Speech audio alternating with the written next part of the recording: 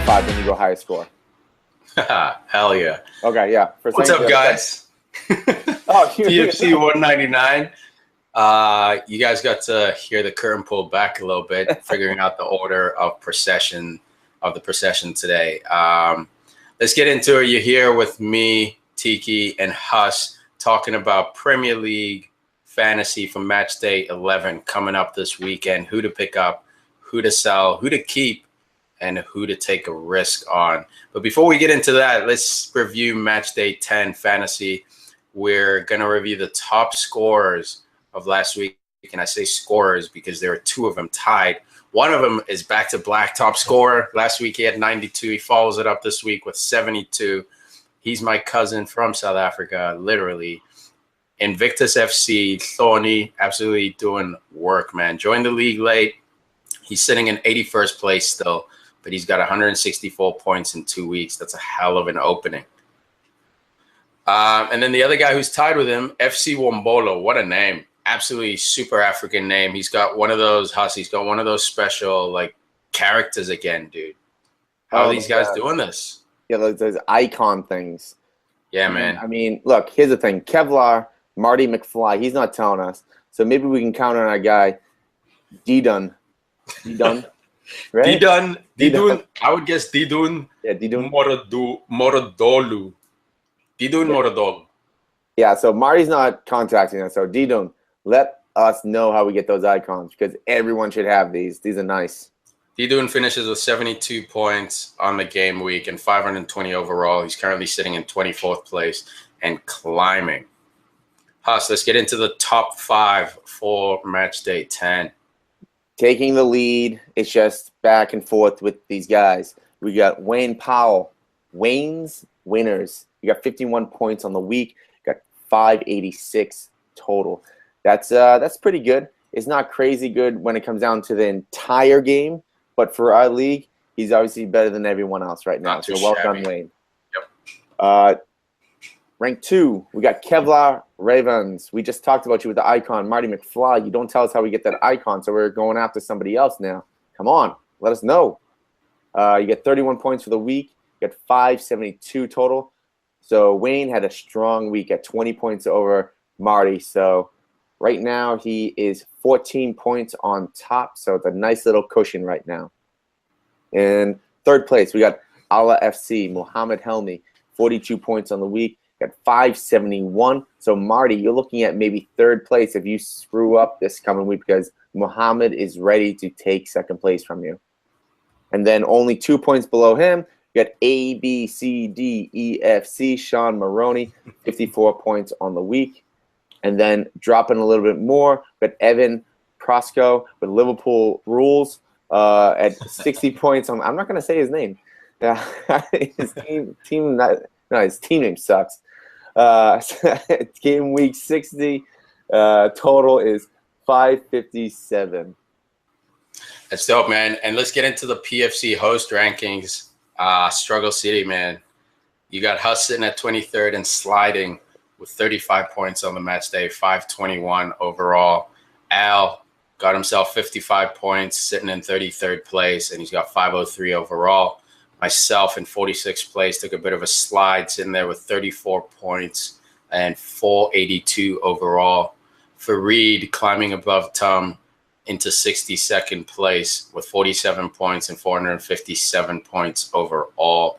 And Tom sitting at the bottom of the PFC host nation, or host nation, 66th place, 35 points this week. 453 overall. Some absolute dragging going on this week. But I blame it on the week, man. The big names didn't score, or at least the big names I had didn't score. I wasn't very happy this week. So hopefully week 11, match day 11 will be a lot better. Well, the big thing with me was, especially with fantasy talk-wise, Harry Kane not playing it killed the fantasy talk from last week. And I was thinking about, because I just saw Kara with you, and we're talking about fantasy, and then we have Holly Williams, who is tied with me. I got to give a shout out to you, Vincent Company, the team name. I was giving you girls a hard time a little bit that 1st, 2nd week. You're now tied with me. I got, I gotta suck on that a little bit. You know what I mean? Just like I gotta. Yeah. Hey, it is what it is. You're tied with me. Well done, Holly. Love that you're sticking around. We got Jeff Wall in 20th though. Isn't Jeff Wall and Holly? Aren't they the couple? Yeah, they are. I believe yeah, so. Yeah. There's a little rivalry going on right there. We got 4 points on her. So Holly, I'm coming at you. I mean, I've been having a really bad streak the last 4 weeks. I just seem to be stuck in the 30s. I just can't get out. I got cement shoes on right now. I just keep dipping. It's all good, man. You'll get it back. You'll absolutely get it back, and this show will definitely help you get it back too. Let's talk about the buy, keep, sell, and risk results for last week, match day 10. Okay, so we got favorable matchups right here. We got Stoke versus Leicester. No, Huss. Oh, last week. I'm all over the place. I thought you said this week. I'm like, uh-oh. So last week we had the buys at 13. We got the keeps at 9. We had the sells. I don't even want to talk about this. We had the sells at 26. And then we had the risk at 18. And when it comes down to it, the sells, who'd we have? I know who we had for defense. That was Phil Jones. Big reason why I got the 9 points. Harry Kane wasn't playing. And that's also another reason why our keeps was they got killed. For the buys, Yoshida didn't play for Southampton. At one point, I thought they were going to get the clean sheet. Maybe if he was playing, they would have. They should have listened to me. But and then it's also karma too. I went against my boy, the one dude. I didn't sell him, but Pascal Gross. I went against my boy. I should have known better. You never go against the dude that you always pick up at the beginning, just like how I do all the time. I always pick up that one guy and I keep him for the whole show. What was it? We got Michu 1 year. I got Vardy that 1 year. I mean, and I shouldn't have said sell. That was karma coming back to bite me in the ass. It was, man. The soccer gods obviously playing a little prank on you, man. It happens every week. There's always that one guy you're like, should I pick him up? Probably not. He's not going to do well. He goes off and gets the best score that week, or vice versa. You're like, this guy's guaranteed to get all the points, and he doesn't even play. So that's just part of being, in fantasy soccer, especially with the deadline here being, a full hour before the entire match day starts. It's not like game by game, and team sheets are released an hour before the game. So it's this weird position you're in where you kind of have to read the future. But that's why shows like these help, because we do a lot of research. We do our best to sort of get you that cutting information. Yeah, and if we were talking about playing pranks on people, then Crystal Palace played a prank on me. That's why Chicha went off, got 9 points. Well, not went off, but he got 9 points because I really thought Palace has turned it around a little bit, but yet they haven't.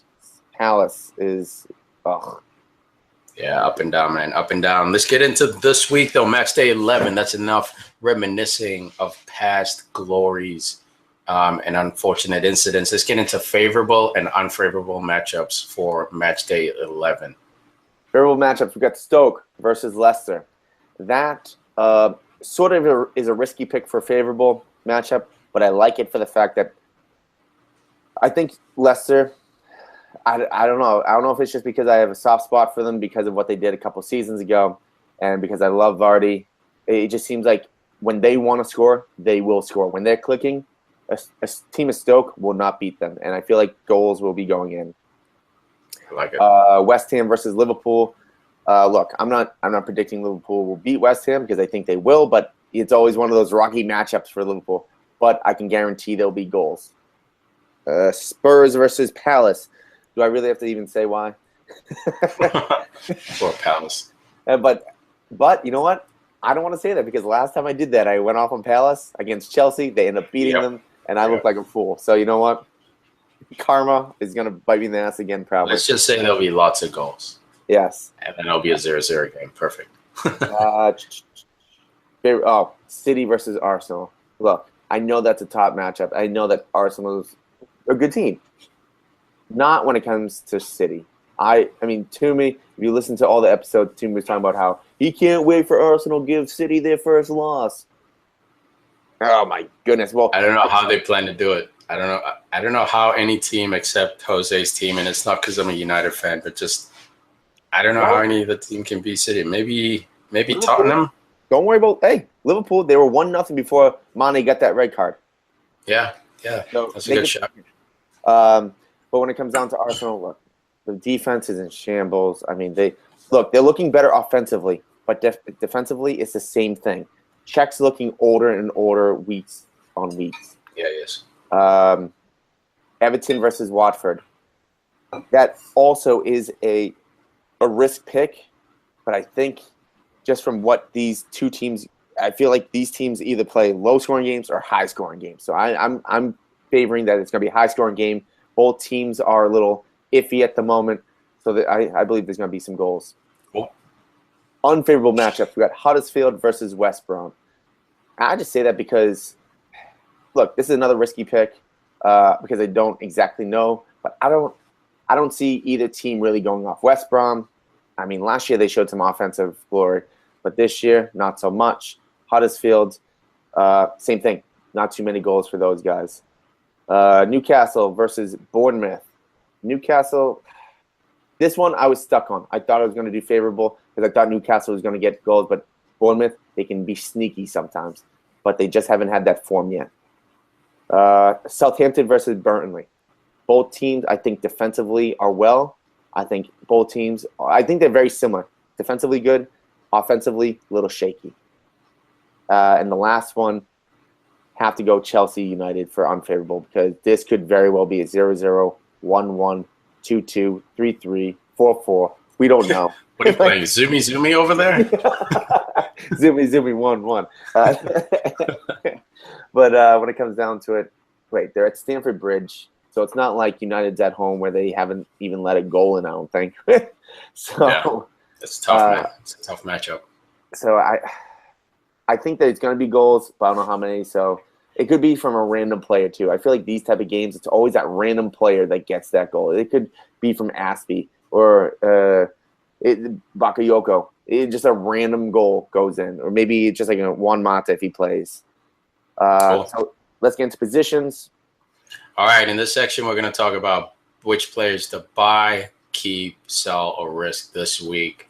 For each position, we're going to start with goalkeeper, move to defenders, midfielders, and then forwards, and then recommend a captain for you guys. Huss, take it away. Goalkeeper, buy. Buying. So this one, I got Nick Pope. Ooh. Heard him of last week because he had the most points as a goalkeeper. But Burnley, they have Southampton away, Swansea home. Let's go into them real quick. I think we have them. Oh, I don't have that up at the moment, but let's just if you do look at the goal totals for these two teams, it's not very good. It really isn't. So Burnley, because they're so defensively sound, well, for the most part they are. They are still a little shaky depending on which game they are, but that's also why they're Burnley and not United. Yeah, look, dude, Burnley's flying high, man. They're sitting in 7th place. Unfortunately, they have a goal difference of 0, so 9 goals given up and 9 goals scored. But they're capable of beating anyone on their day, not because they're such a good team, but because Sean Dyche has them so well organized, so well drilled. And that goalkeeper, Pope, man, came out of nowhere. Tom Heaton gets hurt against Crystal Palace. Young Pope comes on, Premier League debut game, makes a crazy kick save on a Benteke shot that should have been a goal that got Laudrup fired. That's why I remember it, because I'm still sour about Laudrup getting fired from Crystal Palace. And ever since then, he hasn't really skipped a beat, man. He's letting goals he's supposed to let in. There haven't been any flubs. His confidence is high. His teammates trust him. He's a young kid, man, but he's absolutely killing it. I'm with you on this kid. Yeah, I mean, Southampton, just going through some notes that I had. Southampton, was it 9? They have 9 goals for at home. They had a game with 3 goals, and they had a game with 2 goals. So a lot of the goals are getting bunched up. So when you see 9 goals, 9-4, 10 against, it's not so much that they're getting 9 goals in 9 games. It's just they're getting goals here, and then they're going and taking a break for 3 matches. And that's why I see them so inconsistent. Yeah, absolutely, man. And then one of the things about Nick Pope, he's 4.5. So as much as I want to say he's a great buy, I can't because he's a backup goalie. I would wish that he was 4, because if he's 4, there's a good chance I'm keeping him for a long while, because Heaton is, the shoulder dislocation, so it's unknown when he's going to actually get back right now. So I would maybe even think about keeping Pope for the rest of the year, if not for probably until Heaton comes back. Yeah. Yeah. What, second week in December, because they got Southampton away, Swansea at home, Arsenal. Yeah, that's gonna be hard. But then they got Bournemouth, Leicester, Watford, Stoke, Brighton. So they have a good run. So you can't really hate Burnley because they also have the defenders are looking pretty good for them as well. Cool. But that also takes into account that they don't lose their manager, because Sean Dyche, what isn't it? Dyche. There's a lot of talk that maybe he goes to Everton, but I don't think he's going. I think he's staying with Burnley. Cool. So keeper, we got Johannes Lossell from Huddersfield. I don't know how to say his name. It's because they have like the 2 dots over the O. I don't know how to pronounce that. Lascelles. Similar to the Newcastle defender as well, who's also Lascelles. Very confusing, but I think it's Lascelles. So, the next 2 games, Huddersfield is playing West Brom at home and then Bournemouth away. West Brom, let's get into West Brom. They have 9 goals for, 13 against. Going away from home, I think they only have 2 or 3 goals on the year. It's not very good. And then Bournemouth, they have been one of the worst teams this year. They're in relegation. They're sitting in 19th when everyone thought they're going to be a little bit higher than that. So against Huddersfield, who's been shining right now, and with a manager that is proving that he can hang with the other managers, this goalkeeper doesn't seem too bad. He had the save against Salah for Liverpool, so he ended up getting, even though they let in 3 goals, he still got 8 points on the day. Yeah. So they're going to let up shots. That's a big thing. We're going to let up shots, and if you can get a clean sheet, you're looking at 7 points, probably 8 points from this guy. It's kind of like Fabianski has a bit of that character at Swansea about him. He's not on a very good team, but he's a pretty solid goalkeeper, and he gets a lot of action, aka shots, like you were saying. So the more saves he makes, the higher his points. So you might not necessarily have to play for clean sheets, but you play for those saves and then hope he gets bonus points on one of the man of the match awards. Yeah, you know what? I also start to realize that I'm a little biased when it comes down to goalkeepers, because I usually try to pick goalkeepers under 5. Because this Johannes is also 4.6. He's only owned by 8.5% of the teams. I always find myself selling goalkeepers that are 5.5, a little higher, and always buying a goalkeeper at 4.5. So you see my strategy come out when I give out these tips. Yep. Selling. Speak of the devil. We have Czech, who's at 5.4. He's owned by 5.5 in the game. Look, when it comes down to it, let's get this all up. Arsenal, they're facing City away, Spurs at home. Do I really have to say much more than that? Just walk away for 2 games, guys. Just walk away. And I'm just going to backtrack. A little Hussy backtrack. So moving on real quick, we got this wrist pick. I was so iffy on this. I don't even know if I'm even happy with this pick. Pickford from Everton. Look, he hasn't got more than 6 points. He got 6 points the first match. He got 4 points the second match. Other than that, he has not got more than 3 points in one single week. But they have Watford at home, Palace away, Southampton away, West Ham home, Huddersfield home. That's 5 teams who struggle to put the ball in the net. And when we talk about Everton, when will they turn it around? It's just finding that right wave for Everton. It could be now. It could be against Palace. I think it's coming soon. I really do. Because if they don't perform well against these next 5 teams, they're in legitimate relegation battle. Yeah. And we're not talking like, oh, no, they'll make their way out of it. No. They're in legitimate problems, and Everton might get relegated. How crazy. That would be absolutely insane. It's like Newcastle getting relegated. It's worse than that because a billionaire just came in and infused them with money. They spent 130 mil in the summer buying, all kinds of pieces. Dude, it would be absolutely nuts if they get relegated. But they're playing like a team who deserves to be relegated right now. But I think they'll clean it up, man. Everton's good for it. I think those players will come together and fix it. Well, that's why I'm saying Pickford is a risk, because Absolutely. if they do turn around the next 5 games, we're looking at a lot of points for the next 5 matchups, and he's 4.9 and he's 6.8% owned by the team. And look, this is going to counter what I'm going to say later on, so keep in mind. But Deeney is suspended, and Everton is home. So that could be playing a couple different things there, because with Deeney, the heart and soul of the team, which also kind of goes against what I'm going to say later, I mean, that could be a big boost. And also being home. I mean, I think this is one of the last sports, because in America, being home and away doesn't actually necessarily matter, I don't think, because there's a lot of times that we see sport teams actually have a better record away from home. I think soccer or football, if you want to call it, is different sport than other sports there. Yeah, definitely, man, especially American sports where they don't have a section for the away fans. So, your fans are intermingling with the home team fans. So it never really feels like a hostile environment. But in a sport like football, soccer, you got a whole little corner of the stadium where it's your fans. And then you look at that in comparison to the rest of the stadium. Even that image on itself, is intimidating, because you think, oh, there's a small corner right there, but the rest of the stadium wants to kill us. That sort of gets into your head. So, yeah, home and away in football, especially in the Premier League, makes a massive difference. That being said, doesn't mean the home team always wins or is more likely to win, necessarily in every case. You got Burnley, who had a better away record than they had a home record, So, and even this year, actually last year was the other way around. I'm sorry. Last year they had a great home record. This year they have a horrible home record, excellent away record. So it depends, man. It depends. But for the most part, I hear you, Huss.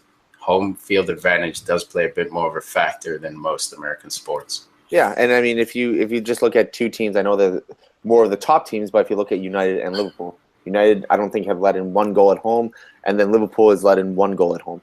I mean, that's astounding, especially from Liverpool's standpoint. We talked about last week, to let in that many goals away, and it's the same core group, but you do it at home. Like, I don't understand how just going to another stadium. I mean, professional soccer players. I mean, why can't you just do it away like you do? But that's another talk for another day. Sorry. Cool. Let's get into defenders.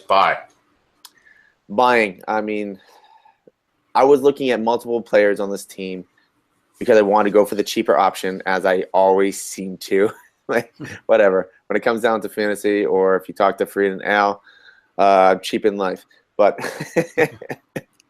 when it comes down to it, I'm going with some Spurs. I'm going with Vertonghen. I wanted to go see if I can go with Davies or Trippier, but I don't know exactly who's starting, who's not. But Vertonghen, he's almost a complete lock to start, and he's worth paying the extra money for. He's 6 overall, and then he is owned by 7.6% of the game. Look, Tottenham, who do they have coming up real quick? They have Palace at home, Arsenal away. Then you got West Brom, Leicester, Watford, Stoke, Brighton. So except for Arsenal, I mean, this is looking really good for Spurs. We could be seeing a lot of points. And the cool thing about that pick is that Toby just went out of the game in the Champions League game against Real Madrid, went out injured, grabbing his hamstring. As we record this, we don't know the full extent of his injury, but I would keep a close eye on the newspapers or, the news websites to figure out how long Toby's out. The longer he's out, the higher Vertonghen's stock is going to go. He's absolutely underrated, dude. After watching him against Real Madrid, watching him this season, watching him the last 2 seasons, Tottenham's had the best defense in the Premier League the last 2 seasons, which means it's not a fluke anymore. It's not luck. There's just something tactically that Pochettino is getting right, and those players are absolutely blossoming for him. Vertonghen, I think, is going to be one of the best defenders in the world. Unfortunately, he doesn't play that way. There's not a lot of, finesse and prettiness and bravado to his game, so he doesn't attract a lot of eyes while he's playing. He just quietly does his job. But, man, I love that Vertonghen shot. Yeah, no, you made a huge shout out with Alder Wilder. I was going to bring up Toby for the fact that I was even looking at Sanchez to get that low, but he's priced at 6. I mean, that's so high for a first-year defender. I mean, how is Sanchez priced at the same as Toby and You know Vertonghen? why? Because that system works, man. Kevin Wimmer, who they sold this summer, was looking super promising, was looking like he was going to be a stud. Why? Because he was in that system. As soon as he leaves in that system, leaves Tottenham, gets exposed, man. He's not that good. He might be one day, but he looked a lot better at Tottenham than he does at his current club. I think Stoke, if I'm not mistaken. You got to fact check me on that. But it's the system, man. Davinson Sanchez came in out of nowhere from Ajax. Obviously killed it at Ajax. The main story with him was, he should have waited 1 year, or at least some of the reports were saying it's too early of a move. The kid looks better than he looks an equal to Toby and Vertonghen right now. I would love him at United. I'm sure you'd love him at Liverpool. Arsenal could use a guy like him as well. He's absolutely brilliant, man, and it's a credit to Pochettino for respecting that back line and sort of giving him that instruction to keep these clean sheets, man. It's brilliant. I mean, you don't have to really explain to me about systems because we have Lovren, who looked like a superstar at Southampton, and then he comes over and it's like, what the hell? Yeah, that's true, man. Wimmer is at Stoke. You were correct on that. And look, guys, if you don't want Vertonghen, if you don't have 6, if you want to take a shot at Davies or Trippier, I mean, it's only saving 0.2 or 0.4, but that's not a horrible shot just because the fact that they get down the line and they can cross the ball. Yeah, dude, Tottenham defenders, or, if you're feeling really froggy, Lloris, take a look. Although Lloris looked like he was pulling up a bit in the Champions League game, so maybe Mikel Vorum might get a start. So that could sort of play differently for Tottenham, but that's why you take those risks. And at first I was like, oh, maybe Rose will get back, but he's a waste of time because he's priced at 6.4. I mean, that's outrageous. Yeah. I mean, he did good last year, but cheaper than 6. Yeah. Yeah. So moving on, Keep Lascelles, Newcastle. This guy, we brought him up multiple times. I was looking at a few different defenders. I was looking at maybe even Yedlin because he can play on the outside. But he just seems like he's the guy. He's the guy for Newcastle right now. He gets the goals in the back. He almost looks like a version of what Swansea had in Ashley Williams. He just got random goals here and there. Not too many, but he's there, and he's a big body dude. He can just defend straight up. Yeah, he's a beast, man. He's a beast for that team, and he's a super young kid, too. I think 23 years old, captaining Newcastle United, man. That says a lot for the manager to trust such a young guy to lead all these, older, more established players. This kid plays with heart, man. He got 2 goals in 2 weeks, a couple match days ago. So, look, Newcastle's up in the air. You never know how they're going to do, but this year it looks like they're going to finish mid-table, so they're going to get results, and they got the pieces for that too. Yeah, and it's he's only ranked priced at 4.7, so it's not that horrible. Yeah, and that's reasonable. He probably started at 4.5 and it's gone up 0.2 just to give you guys an idea of this kid's progress. I am almost positive. I'll check that right now. And yes, you were correct. He was at 4.5, but it took him 5 weeks to go up to 4.6, which I thought it took a little bit while. But you get the 1 point first and second week, so I guess. But after that, he got 16 points, 15 points, 8 points. He also got another 6. He also is owned by 12.8% of the crowd. This is the guy that I think you need to buy if you want Newcastle, because if you look at Newcastle's schedule, we got Bournemouth at home, United away, which is going to be really tough, and they'll probably lose that one. But then you got Watford at home, West Brom away. So out of the 4 matchups, you got 3. So you can even bench him because he's so cheap. Yeah, absolutely. I love it. Selling. This one hurts a little bit because I thought we might have found a guy. I bought into the hype the first couple weeks. What does he have? He had 31 points first 5 games, and he had 5 points in the last 5 games. I think I bought him in like the 4th or 5th week. You just missed the wave. His name is Higazi. He's killing me too, Huss. He's killing me too. And you know what? He's not just killing us. He's killing 22% at the moment. Jesus. And That at one point was up to 35%, I believe. I'm double checking that right now because I remember seeing him up there. Yeah, while you check that, man, I think it's time. It's time to dump this guy.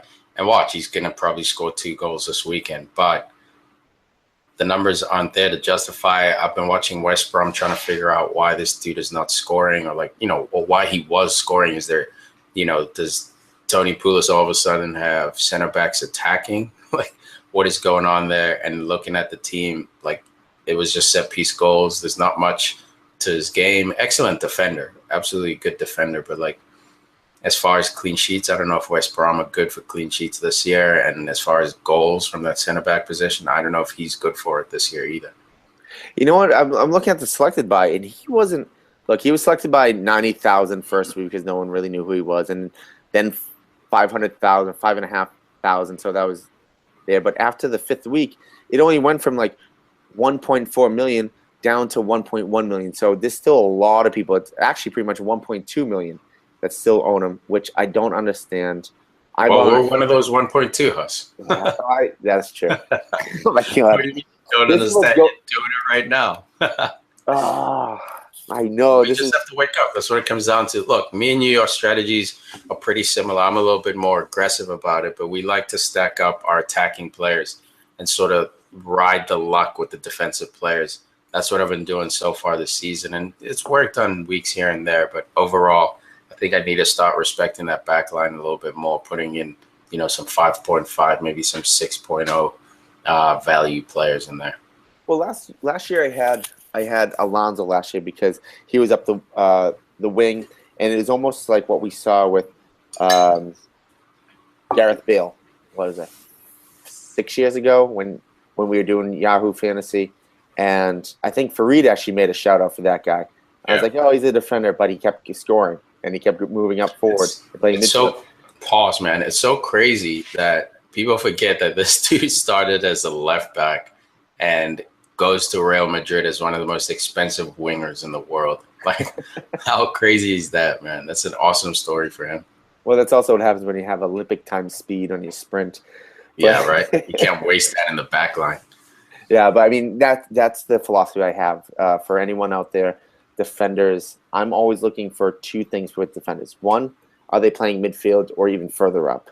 And 2, if they're not, try to buy the cheapest player who plays all the time on a really good defensive squad. A lot of times you can find them on a West Brom where they're not going to score many goals. You might be able to find a 4.5, which this guy, when we bought him, was probably 4.9 for you, was 4.9 for me. Yeah. If he kept on getting those points, we're looking at a great, probably top 10 defender for under 5, and that's what you're trying to find. You're trying to find those little treasures here and there. Davies was that value for me last year. I snuck in with Davies last year on Tottenham. Absolute stud, and Tarkowski as well did pretty good for me last year. So yeah, I'm with your tactic, man. Try to find those value defenders. Well, we talk about all the time where you basically know who the top 4, top 5 players are. You're gonna try to pick. I mean, the Agueros, the Harry Kanes, Lukaku, Kazaz, Alexis Sanchez, all those type of players. Everyone's going to try to get those. It's about picking the right ones which week, but it's the ones you can find. Pascal Gross, just those little treasures. If you can find them for under 5, under 6, that you can buy more of the top players. That's the key. Yep, absolutely. All right, next one. Next one, risk pick. Kyle Naughton. Naughton. Naughton. I went like Spanish on him. Kyle Naughton. The one time I throw a little flair into it. Look, this guy, he is 4.6, priced at 4.6, owned by 5.7%. Look, Hampton defensively better away. But when it comes down to it, he plays further up the field. That's all it comes down to it. I don't know. I said Hampton. It was Swansea. Sorry, Swansea defensively better away, and then Naughton. They plays further up the field. It's almost like a wing back. Because if you actually look at the heat map from last match, his hottest spot was actually on the offensive half. Yeah. So at 4.6, exactly 4.6. he's not a bad shout going against Brighton and then Burnley and then Bournemouth, because after Chelsea you get Stoke and West Brom. So this guy, he might slip in a goal here and there, or maybe an assist with a cross. You never know. Cool. Moving on to midfielders. I mean, I don't even want to like spend that much time on him because we all know who he is. I almost went for a couple other players because Eriksen. I was going to go with Eriksen, but I didn't want this an overloaded Spurs, basically just bowing down to Spurs on fantasy because they have some good matchups. And I'm not – it's not because I'm a Liverpool fan, but you got to go with Salah. Again, this guy, he just does it. He's exactly like what Mane last year. Yeah, he produces, man. He produces. Yeah. There's no denying it. I think so far he's absolutely the best EPL signing. Obviously, Lukaku has a shout in there, but man, he's producing, dude. He was brought in to do a job. He's doing a job. It's impressive. And actually, at the beginning of the year, I was like, oh, how is he already priced at this? And I was all mad because I was hoping I was going to get some sort of steal. But no, 36.1% on him. And it's probably only going to rise. But the big thing is he plays every single game. And that's one of the big things about Klopp is that's why people get injured. You play them. Look at Harry Kane right now with Spurs. He got injured. And when he comes back, he still looks a little flimsy. So even playing against Real Madrid, we don't even know if he's going to play against Crystal Palace because he's still looking a little shaky right now. Because rest, but he is on fire. But it's the same story as Mane. So if he does play, you have to pick him up. Cool. Love it. Keep. I'm going with Watford's guy, not Decore, because I went with him last week. I went with him last week, and he failed me miserably. So I'm going with the Richarlison, the guy who seems to be lacking clinicalness when the team needs it. Clinicality. Yes. But he's a little bit more expensive than Decore, or Decore, what do you want to call it? Is it Decore? It's the Corey, bro. This is a little action. Okay, so hey, I'm getting a little better. There you go. You are. Last week, I think I called him Decor. Run to the Decor. So he's 6.4 priced, and then he is 16.4% owned by. Look, I already went through this with you a little earlier. For you guys that don't know, Watford is 4 wins, 2 draws, and 1 loss when Deeney plays 79 minutes or less. When Deeney plays more than that, they have 0 wins, 1 draw, and 2 losses. Now, I'm not saying Deeney is the problem because he did get on the field when to get the goal against Arsenal to win that game, and then he also got the assist to get the win for Swansea. So when it comes down to it, is Deeney actually the best situated player to start? Or is he just better to come on after 60 minutes? But we're going to – okay. Oh, sorry. I was going to say he might not even play this weekend. He's been charged by the FA for violent conduct with a spat, for that spat he had with Joe Allen. So he might not even be available. Oh, no, he definitely isn't available. He's suspended till November 28th. That's something I was going to get into. But right now, we're going to see what Watford's made of when he's not available. He wasn't available. Let's get into it real quick. He wasn't available for the first 2 games. They tied Liverpool 3-3, and they won against Bournemouth 2-0 because I believe he was injured. But then they tied Brighton, and he only had 7 minutes, and then they won against Southampton, and he only had 6 minutes. Then he got the assist when he only played 4 minutes. So when it comes down to it, it's almost seeming like Deeney, I don't know if it's because he's a larger guy or maybe this team's changing because maybe they have more technical players or something. I don't know. Maybe he's getting not so much phased out, but is he just becoming a really good 12th man? Yeah, man. I mean, he's on the twilight of his career. He never had the best fitness. You know, he can play 90 minutes, but he never had that great fitness. You can tell by his body. But, yeah, man, I mean, it's a matter of evolution. The manager at Watford is more of a ball-playing guy, more of a movement guy, fast-paced guy. So, man, yeah, I think it's a matter of time before Deeney's completely phased out. Plus these antics, are not good for team morale, not good for team spirit, not good for what Watford is trying to achieve and what is, their best season that I can remember in recent history. Yeah, I mean, it also comes down to the fact that I don't want to say that he's out of the team anyways for two reasons. One, he's the heart of the team. He is. No question about that. And two, when we interview him, I don't want him choking me like Joe Allen. You mean trying to pop your head? He wasn't even choking. He was just head popping, just digging those thumbs into his cheeks. It was the most maniacal thing I've seen in a while. I would rather see a 2-footed stud tackle. I understand that more than trying to drive your thumbnail into a guy's face. But hey, man, Joe Allen thought he could step up, pick the fight, and Deeney wasn't having it. Next one. An idiot. So, real close, if you don't like Rickarlison, a real quick shout-out for Keith Ishikiri or Chopo Moting, both from Stoke. They have a really good fixture list, so I'm just going to throw that out there for you. But let's get to sells. Cool. Selling Aaron Moy, whatever you want to call him. Moy, from Huddersfield there. What is it? Moy. Oh, it is Moy? Okay. Yeah. So I said it. I want to say it twice. Moy or Mooey, just in case. But nope, it's Aaron Moy. There's no Mooey. Mooey, Mr. Cow. So look, Huddersfield, they have West Brom at home, Bournemouth away. That's not horrible, but they also have City, Arsenal, Everton, right? And you know what? I say even Everton because I think Everton's going to be turned around by December 2nd. And it just, I don't know. I feel like Huddersfield, they're not going to be scoring goals. I think we are looking at a 0-0, maybe 1-1 tie against West Brom. And we're looking at maybe a 1-0 win, maybe a 0, or maybe even a loss against Bournemouth. I'm not very confident. This is a gut pick for me. For being priced at 5.6 and owned by 8.1. 5.6, you can buy somebody else. You really can't. Look, Shaqiri's at 5.9. Chopo Moting, he's less than that, I believe. So I would say move on from Aaron right now. Cool. Risk pick. Oh, my bad. Yeah, no worries. I'm excited about the forward talk.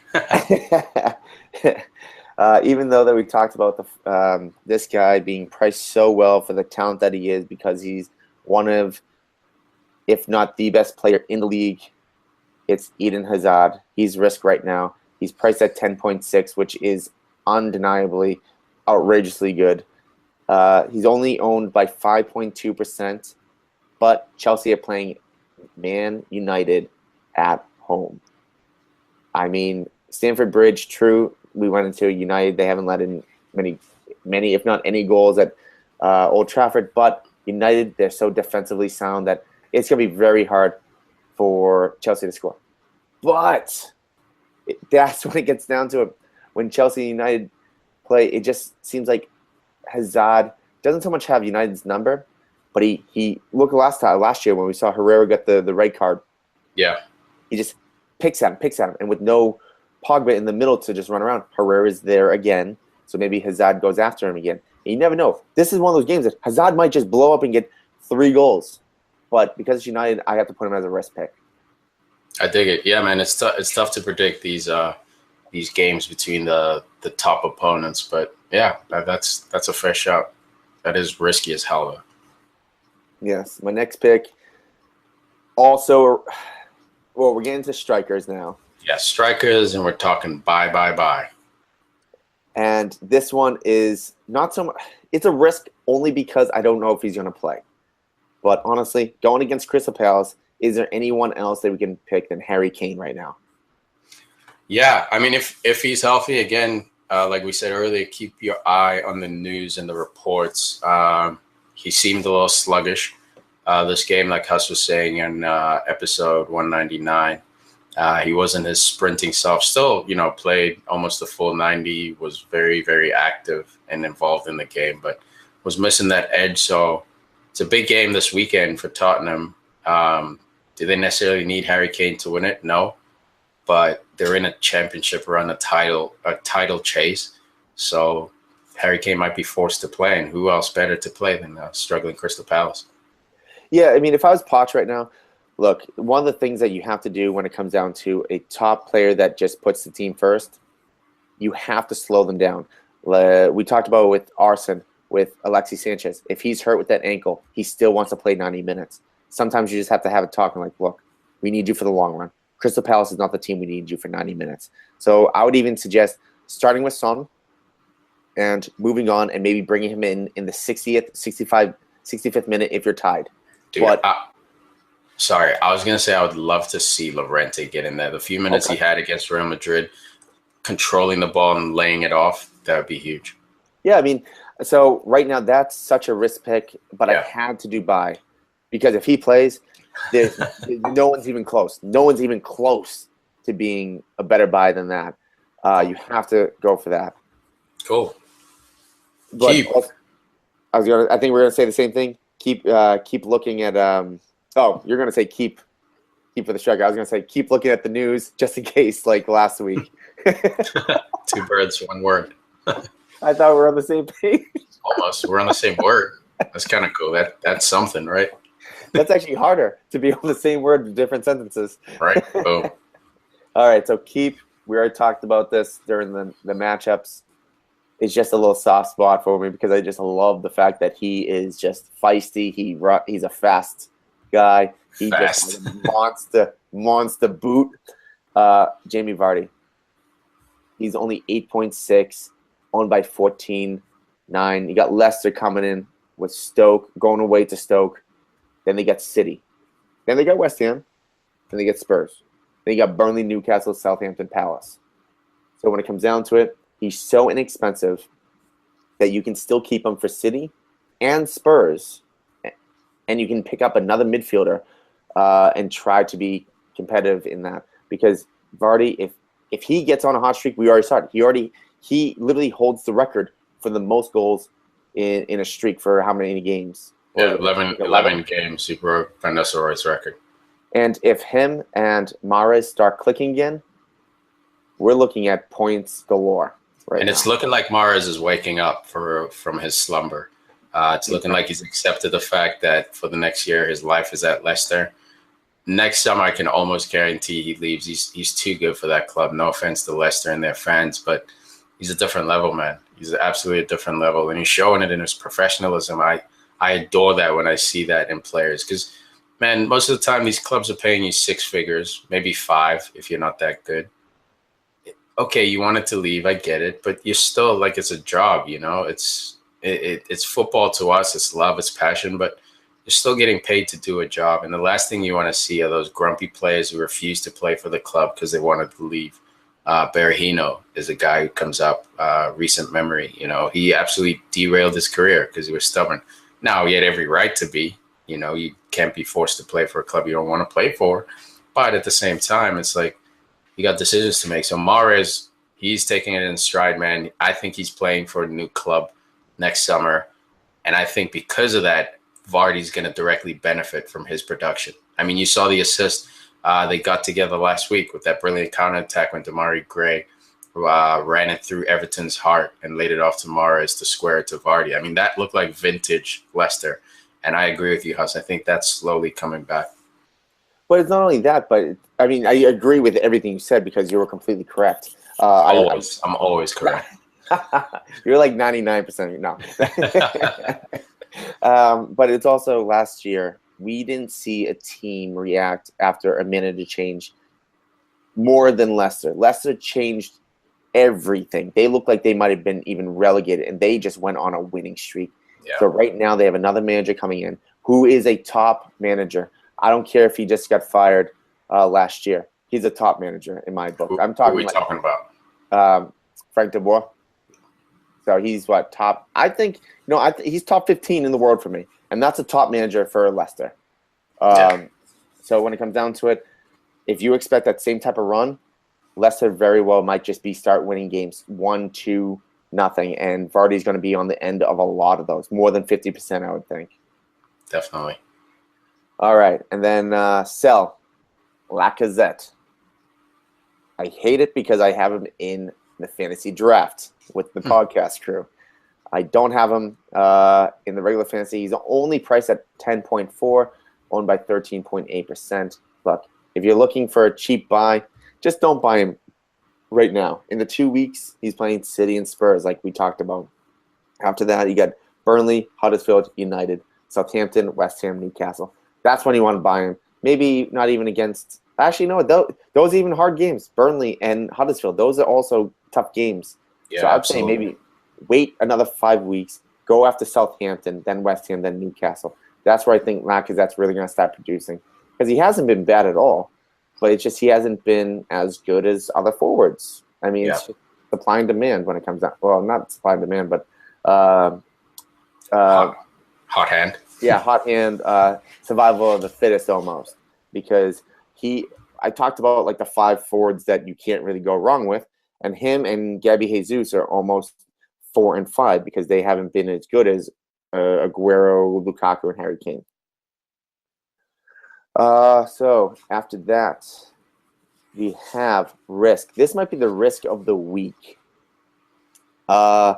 He's priced at 5.9, owned by 0.1% of the game. Oh boy.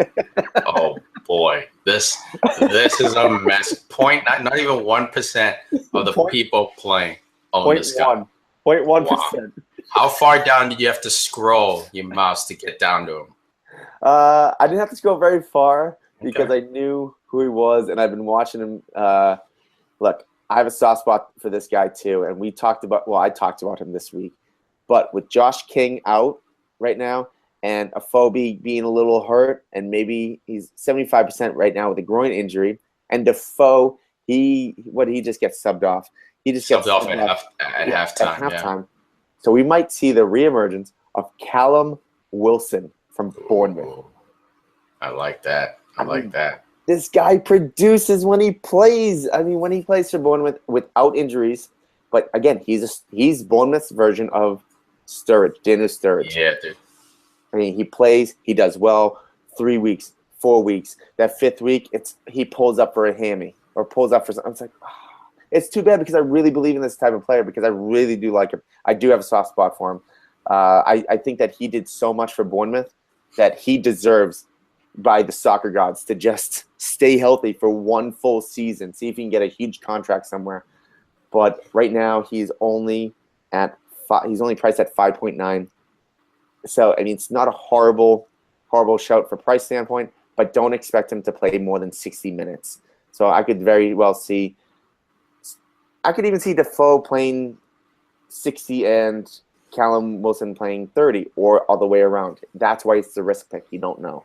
Love it. And that wraps it up for the buy, keep, sell risks for the week.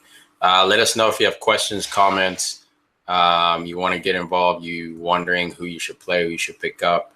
Let us know, and we'll do our best to hook you guys up. Before we wrap up, let's finish up with captain suggestions for the week. Bussington.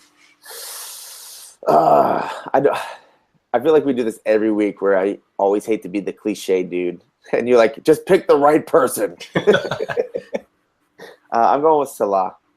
This guy's just been on fire. He's a beast, man. He's an absolute beast. I'm going to go with – this one's a tricky one because he scored 2 goals against Real Madrid. But I'm going to say Dele Alli.